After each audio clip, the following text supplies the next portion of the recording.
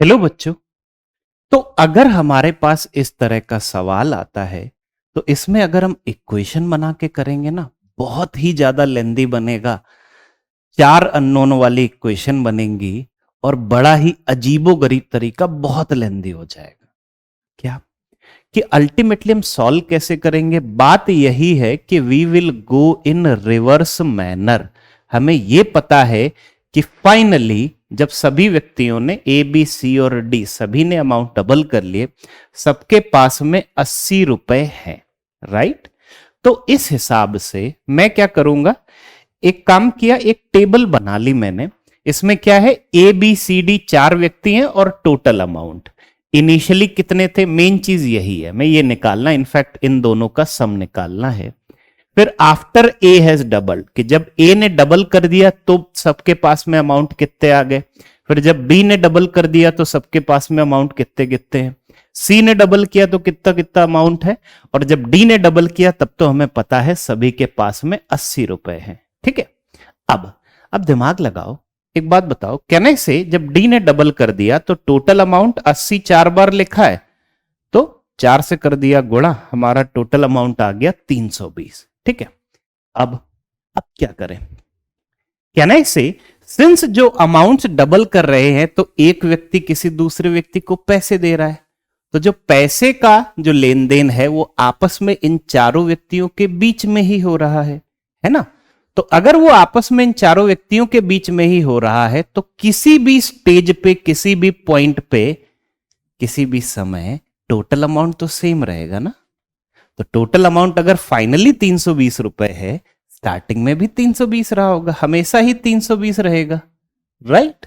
क्योंकि पैसे आपस में ही एक व्यक्ति दूसरे व्यक्ति को दे रहा है, बाहर से ना कोई पैसा आया, ना इन्होंने बाहर किसी और व्यक्ति को पैसे दिए। ठीक है, अब एक काम करते हैं, बाय द वे ये वैल्यू आई कब है? जब डी ने ए बी और सी के अमाउंट्स डबल कर दिए हैं।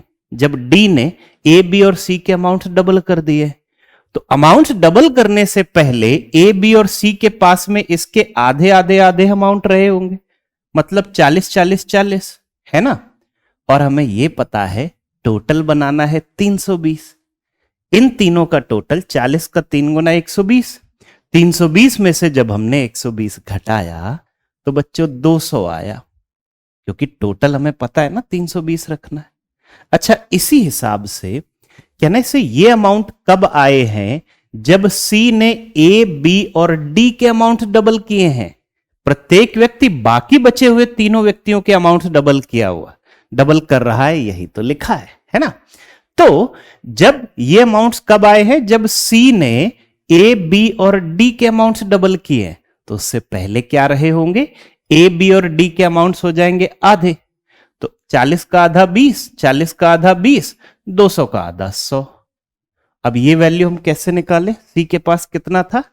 अरे टोटल निकाल के कर लें, 20 20 40 100 140। 320 में से 140 अगर हमने घटाया तो 180 आया, है ना? अब ये अमाउंट कब है? जब बी ने ए सी और डी के अमाउंट्स डबल किए, तो पहले कितने रहे होंगे? हाफ ए सी और डी का, तो 20 का आधा 10, 180 का आधा 90, और यहां आ गया 50। अच्छा, इन तीनों का टोटल बना 150। 320 में से 150 घटाया तो बी के पास रहे होंगे 170। डन। ठीक है, अब ये सब अमाउंट आए कब?